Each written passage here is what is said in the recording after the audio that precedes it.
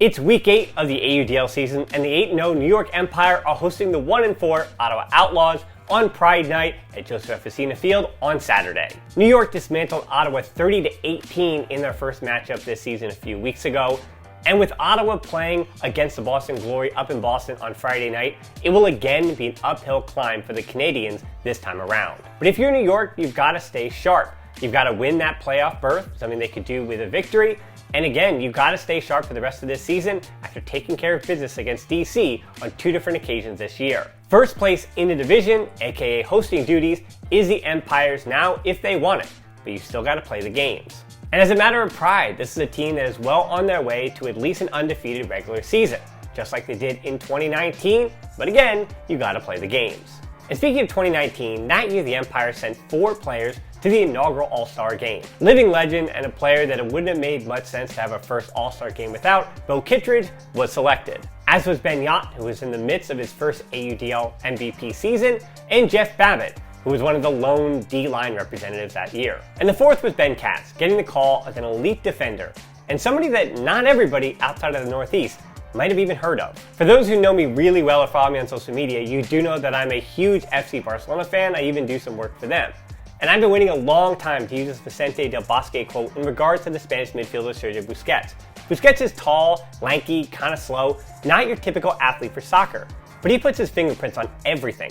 Katz also doesn't fit the ultimate mold, the prototypical 6-foot-something gazelle with a huge wingspan.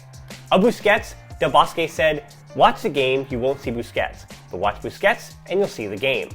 I can say the same thing about Katz on defense. Watch just Ben Katz for a whole game. Don't watch the disc. You'll have a much better appreciation of just how hard it is to move the disc against the Empire. He's arguably the best poacher I've ever seen. He breaks up so many actions just by letting the throwers see him for a moment. Then after giving them a brief sense of security, he pops right back in to be in the way. Just like his UMass buddy Babbitt, not throwing in your direction sometimes deserves just as much credit as getting the D. So now that I got that ode to Ben Katz out of the way, maybe we should do an over-under. Blocks are random. Katz failed to get 1 in 3 of the 8 games so far. But for the last 3 weeks against Ottawa, Toronto, and DC, he has been totally locked in on the mark. I do not understand how he gets the hand blocks that he does.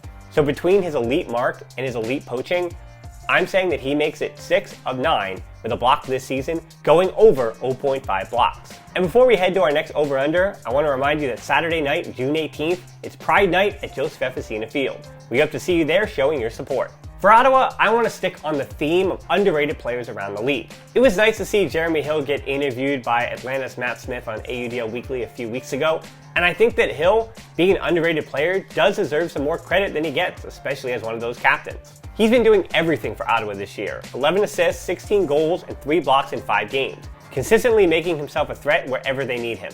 He's played for Ottawa since 2015, and as the Canadian teams have all seen major changes in their rosters in recent seasons, he's been a mainstay. Now I'm going under 4.5 plus minus for him in the game, but my line is the thing I want you to focus on more than going under. He had a 0 with 2 throwaways, an assist, and a goal against Boston in the first game. But then he put up a +7, a +4, and a +5 against New York and Ottawa, when seemingly everybody on his team struggled. And then a +7 against Montreal. The one game that Ottawa won was the week he had a +0. But the 1-4 Outlaws would definitely be in much worse shape if not for Jeremy Hill being the glue that keeps everything together. Since we are in week 8 of the season and only so many players can put up major numbers for O-lines, I think it's time to go back to the well and let's get some of that MVP chatter going. I hear you about Jordan Kerr, who sits 5 behind Ryan Osgar's 61 total scores at 56, and he's leading the fresh-faced Salt Lake Shred to a 4-2 record so far. And I certainly hear you on Jonathan Nethercutt, who has a summit at 6-0 and along with Jay Frood has been monumental in helping a very talented group of new AUDL talent to a great spot in the West. If the Nitro weren't 2-5, Leandro Marks is probably in the conversation too.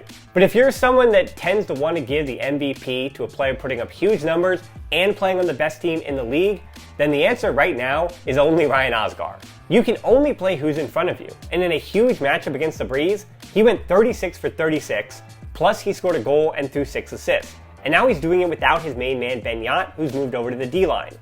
Much like the 2017 Golden State Warriors with Kevin Durant and Steph Curry, I expect Ben Yot to take some MVP votes away from his Minnesota friend.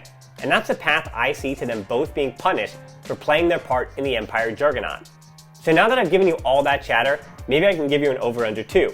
And that's 1 throwaway. And that's an under from me. He had 2 in week 1 against DC, 1 apiece against Philly in the rain and up in Boston. And now it's been 5 straight games without a turn. He also a perfect 12 for 12 on his hucks. Throwaways happen, so of course his over-under could be dead by the first point. But for those who've been following my win and losses in this over-under recently, you know that I just use this as an excuse to get that Ryan Osgar MVP chatter going.